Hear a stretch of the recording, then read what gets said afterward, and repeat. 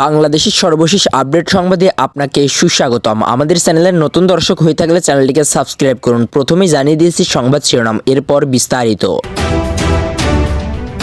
খালেদা জিয়াকে নিয়ে অধ্যাপকের লেখা শেয়ার করলেন আইন উপদেষ্টা, কি আছে তাতে? সর্বশেষ আপনাদের জানাবো, ফ্যাসিস্ট শক্তি আওয়ামী লীগ নির্বাচনের জন্য যোগ্য কিনা জনগণই নির্বাচন করবে, বলেছেন মিয়া গোলাম পরোয়ার। সুপ্রিয় দর্শক, এতক্ষণ শুনছিলেন সংবাদ শিরোনাম, এবার বিস্তারিত। খালেদা জিয়াকে নিয়ে অধ্যাপকের লেখা শেয়ার করলেন আইন উপদেষ্টা, কি আছে তাতে? সশস্ত্র বাহিনী দিবস উপলক্ষে সেনাকুঞ্জে আয়োজিত সংবর্ধনা অনুষ্ঠানে এবার আলোচনার কেন্দ্রে ছিলেন সাবেক প্রধানমন্ত্রী ও বিএনপির চেয়ারপারসন খালেদা জিয়া। সশস্ত্র বাহিনী বিভাগ এই অনুষ্ঠানের আয়োজন করে। দীর্ঘ এক যুগ পর বৃহস্পতিবার সেনাকুঞ্জের এই অনুষ্ঠানে অংশ নেন খালেদা জিয়া। এছাড়াও 2018 সালের পর তিনি এই প্রথম প্রকাশ্যে কোনো অনুষ্ঠানে অংশ নিলেন। অনুষ্ঠানের প্রধান অতিথি অন্তর্বর্তী সরকারের প্রধান উপদেষ্টা ডাক্তার ইউনূস তার ভাষণে বলেন, খালেদা জিয়াকে অংশগ্রহণের সুযোগ দিতে পারে আমি গর্বিত। ডাক্তার মোহাম্মদ ইউনূসের পাশের আসনে বসে সংবর্ধনা অনুষ্ঠানে উপভোগ করেন বিএনপির চেয়ারপারসন, যার একাধিক ভিডিও ছবি ছড়িয়ে পড়ে। সেসব ছবি নিয়ে অনেকে আলোচনা হয় সামাজিক যোগাযোগ মাধ্যমে, অনেকেই ছবি শেয়ার করে ফেসবুক পোস্টও করেন। এবার বিষয়টি নিয়ে ফেসবুকে একটি স্ট্যাটাস দিয়েছেন Dell medical school university of textile আর্টিস্টের অধ্যাপক রুমি আহমেদ। রোববার বেগম খালেদা জিয়ার সেনাকুঞ্জে যাওয়া নিয়ে দেওয়া পোস্টটি নিজের ফেসবুক প্রোফাইলে শেয়ার করেছেন আইন উপদেষ্টা ডাক্তার আসিফ নজরুল। বেগম খালেদা জিয়ার সেনাকুঞ্জে সফরের অনেক ভিডিও দেখলাম গতকাল। আমি যেহেতু চিকিৎসা বিজ্ঞানের ছাত্র, আমি ওনার ভিডিওগুলো দেখেছি অন্যান্য দৃষ্টিভঙ্গি থেকে। এক যুগ পর সেনাকুঞ্জে খালেদা জিয়া বসলেন ডাক্তার ইউনূসের পাশে। প্রথমত কাল দেখলাম হাসছেন এবং শ্বাস নেওয়ার জন্য না থেমে এবং না হাঁপিয়ে গিয়ে মোটামুটি লম্বা সময় কথা বলতে পারছেন। আর একটা ব্যাপার লক্ষ্য করলাম, ওনার অক্সিজেন লাগছে না। এই পুরো ব্যাপারটা একটা মিরাকল ছাড়া আর কিছু না। এই কিছুদিন আগে 80 বছর বয়সী 6-7 মাস টানা আইসিইউতে কাটালেন। ওনার কিডনি ফেল করেছিল, হার্ট ফেলিউর ছিল, লিভার পুরো ফেল করেছে। লিভার ফেলিউরের জীবনঘাতী কমপ্লিকেশন যা যা হতে পারে তার ছিল সারা শরীরে পানি, পায়ে পানি, পেটে পানি, ফুসফুসে পানি। প্রতিদিন পেট আর ফুসফুসের পাশ থেকে সুই ঢুকিয়ে লিটারকে লিটার পানি ড্রেন করতে হতো। ওনার 2 চেস্টে টিউব ঢোকানো ছিল কন্টিনিউয়াস পানি ড্রেন করানোর জন্য। ঘাড়ের মধ্যে বিশাল মোটা ডায়ালাইসিস লাইন ছিল। আরো কিছু কঠিন সমস্যা ছিল, যেমন রিউমাটেড আর্থারাইটিস। তার কথায় পড়ে আসছি, পৃথিবীর সবচেয়ে অ্যাডভান্সড আইসিইউ গুলোতে আমি কাজ করেছি গত 20 বছর ধরে। 80 বছর বয়সী একজন মানুষ অ্যাডভান্স রিউমাটেড আর্থইটিস, যার লিভার ফেল করেছে, কিডনি ফেল করেছে, সিভিয়ার গলমোনাইটিস, হাইপারেশন আছে। এই দেশে আমরা আশা ছেড়ে দিতাম, বলে দিতাম প্যালিয়েটিভ কেয়ার নাও, হাসফিসে চলে যাও। 80 বছর বয়সী একজন মানুষ লিভার ফেলিউর একটা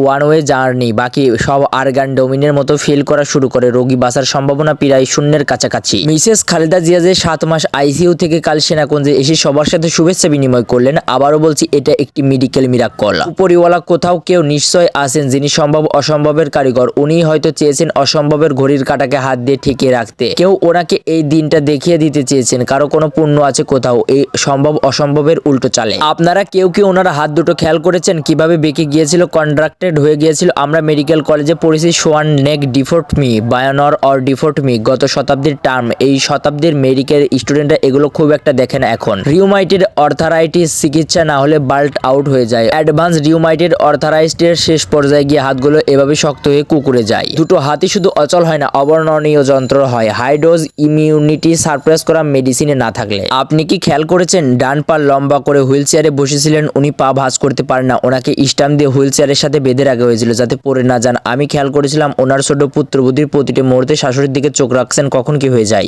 একটা জীবন, চিন্তা করুন তো। অবর্ণনীয় ব্যথার কারণে পা ভাঁজ করা যায় না, স্টিফ হয়ে গিয়েছে, হাত দুটো অচল, পুরো পঙ্গু করে দেওয়া হয়েছে ওনাকে। হ্যাঁ, আমি বলছি দেওয়া হয়েছে, এমনি এমনি হয়নি। আগে ওনাকে যখন টিভিতে দেখেছি তখন তো এত খারাপ অবস্থা ছিল না। উনি এই হাত দিয়ে কর্দমর্দন করতেন, সারাদিন ফাইল স্বাক্ষর করতেন, একটু খুঁড়িয়ে হলেও হাঁটতে পারতেন। 2008 এর নির্বাচনের আগে 24 ঘন্টার মধ্যে 19 ঘন্টা ক্যাম্পেইন করতেন, সারা রাত পথসভা করেছেন। আজকাল আমরা এই ধরনের রিউমাটেড ডিফর্টমি খুব কম দেখি, কারণ আজকাল রিউমাটেড আর্থারাইটিসের অনেক ডিজিজ মডিফাইং ওষুধ আছে, ওই ওষুধটা কন্ট্রোল করে রাখা যায়। 21শ শতাব্দীতে আমাদের চিকিৎসা বিজ্ঞান রিউমাটেড আর্থারাইটিসকে এখন আর ওই পর্যায়ে পৌঁছাতে দেয় না। কিন্তু উনি যে 4-5 বছর জেলে ছিলেন তখন তার উপর গরুর চিকিৎসা হয়েছে, মানসিক চিকিৎসা হয়নি। উনি আধুনিক কোনো চিকিৎসা পাননি। যে ওষুধ দেওয়া হয়েছে তাতে ওনার ডিজিজ ডিজিজ কন্ট্রোল তো হয়নি, লিভার কিডনি ড্যামেজ হয়ে গিয়েছে। 2007-এর পর থেকে ওনার পরিবারের উপর যা গিয়েছেন তা ট্র্যাজিস মহাকাব্য। বড় ছেলেকে মেরে তার কোমর ভেঙে দেওয়া হয়েছিল, তার 10 বছর লেগেছে স্বাভাবিকভাবে হাঁটতে। আর এক ছেলের উপর যে রাজনীতির সাথে জড়িত ছিল না, তার উপর কি ঝড় গিয়েছে আল্লাহ জানেন। ছাড়া পাওয়ার কিছুদিন পর 45 বছরের সুস্থ তরুণ ক্রিকেট প্লেয়ার মানুষটা ধুম করে মরে গেলেন। এই কাজগুলো যারা করেছেন, যাদের সিদ্ধান্ত হয়েছে, যারা এক্সিকিউট করেছেন জিয়া পরিবার, তাদেরকে ক্ষমা করলেও এই দেশের একটা বিশাল অংশ মানুষ কোনোদিনই তাদের ক্ষমা করবে না। আর একটা কথা, খালেদা জিয়ার এখন কি উচ্চ চিকিৎসার জন্য বিদেশে যাওয়া উচিত? আমার মতে এখন এটা পলিটিক্যাল ও পারিবারিক ডিসিশন, মেডিকেল ডিসিশন না। ওনার যে মেডিকেল টিম, তাদের অনেককেই আমি চিনি, ওদের উপর আমার 100% আস্থা আছে। আমি মনে করি ওনারাই যথেষ্ট। ওনাকে টেনে হিসেবে বিদেশ নেওয়ার কোনো যুক্তি বা মেডিকেল নেসেসিটি আমি দেখি না। এটা আমার ব্যক্তিগত মত, ওনার পরিবার আরো ভালো বুঝবেন। আশা করি মিসেস জিয়া দীর্ঘজীবী হন, আরো অনেকদিন বেঁচে থাকুন এবং টানায়াসরা ধাক্কা দেখে সারা নিজের বাড়িতে একটু শান্তিতে থাকুন। She served her nation with the last bit of her strength. She has done her duty and she has done the darn well. Let her rest now. Fascist শক্তি আওয়ামী লীগ নির্বাচনের জন্য যোগ্য কিনা জনগণই নির্ধারণ করবে, বলেছেন মিয়া গোলাম পরোয়ার। গণতন্ত্র বিরোধী ফ্যাসিস্ট শক্তি আওয়ামী লীগ নির্বাচনের জন্য যোগ্য কিনা সেটি জনগণই নির্ধারণ করবে বলে মন্তব্য করেছেন জামায়াত ইসলামীর সেক্রেটারি জেনারেল মিয়া গোলাম পরোয়ার। তবে তিনি বলেছেন, যারা ফ্যাসিস্ট, যারা স্যান্ডিস্ট, যারা আন্দোলনকারী গণতান্ত্রিকামী মানুষকে গুলি করে হত্যা করে, যারা 5 আগস্টের বিদায়গামীর আগ মুহূর্তে মানুষ মেরে মৃতদেহকে আগুনে পুড়িয়ে ছাই করে দিতে পারে, যারা হেলিকপ্টার থেকে গুলি করে দেশের মানুষকে হত্যা করতে পারে, মৃত দেশের উপর নাচানাচি করতে পারে, তাদের সঙ্গে কখনো গণতন্ত্র যায় না। আজ সোমবার দুপুরে জাতীয় প্রেস ক্লাব ঢাকা সাংবাদিক ইউনিয়নের ডিইউজি বার্ষিক সম্মেলনে বিশেষ অতিথির বক্তব্যে গোলাম মিয়া পরোয়ার এই কথা বলেন। উপস্থিত সাংবাদিক রাজনৈতিক দলের নেতাকর্মীদের উদ্দেশ্যে গোলাম পরোয়ার বলেন, গণতন্ত্র বিরোধী এই ফ্যাসিস্ট শক্তি আওয়ামী লীগ নির্বাচনের জন্য যোগ্য কিনা এটা আপনারাই নির্ধারণ করবেন, কিন্তু তাদের গণতান্ত্রিক অধিকার চর্চা করার সুযোগ আছে, যাদের রাজনৈতিক আদর্শে গণতন্ত্র আছে। যাদের হাতে গণতন্ত্র নিরাপদ নাই, এ দেশের অখণ্ডতা, স্বাধীন সার্বভৌমত্ব কোনো কিছুই নিরাপদ নাই, তাদের ব্যাপারে জনগণ সিদ্ধান্ত গ্রহণ করবে। জামায়াতের সেক্রেটারি বলেন, আওয়ামী লীগ তো সেই দল, শেখ মুজিবুর রহমান ক্ষমতায় আসার আগে যিনি যে গণতন্ত্রের কথা বলেছিলেন, বৈষম্য বিরোধী আন্দোলন, শোষণ জুলুমের নিপীড়নের বিরুদ্ধে বক্তব্য দিয়ে গণতন্ত্রের সিঁড়ি বেয়ে ক্ষমতায় এসেছিলেন। কিন্তু ক্ষমতায় এসে তিনি যে গণতন্ত্রের সিঁড়িটা নিজেই ফেলে দিয়েছিলেন। ক্ষমতায় ওঠা ও নামার যে গণতান্ত্রিক পদ্ধতি, সংসদীয় গণতন্ত্রকে নিজেই ভাঙচুর করে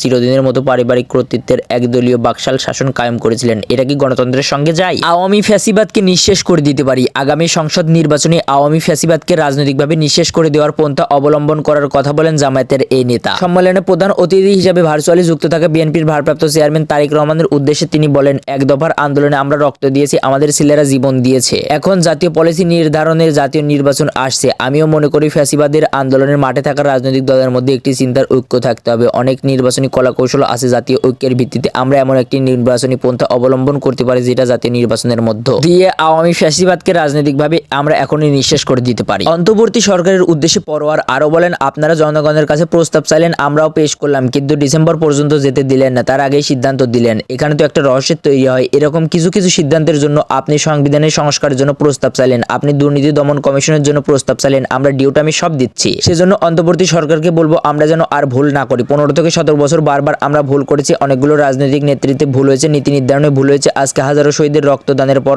জ্ঞান আকাঙ্ক্ষার প্রতিফলন হিসাবে আপনারা দায়িত্ব নিয়েছিলেন। আপনাদের কাছে এমন কোনো ভুল সিদ্ধান্ত, ভুল পলিসি আমরা আর দেখতে চাই না। সুপ্রিয় দর্শক, এই ছিল এখনকার আপডেট বাংলা সংবাদ। পরবর্তী বাংলা আপডেট সংবাদ পেতে চ্যানেলটিকে সাবস্ক্রাইব করে বেল আইকনটিকে বাজিয়ে দিন। আপনার মূল্যবান মন্তব্য আমাদের কমেন্ট সেকশনে জানান। ভিডিওটি ভালো লাগলে শেয়ার করে অন্যকে দেখার সুযোগ করে দিন।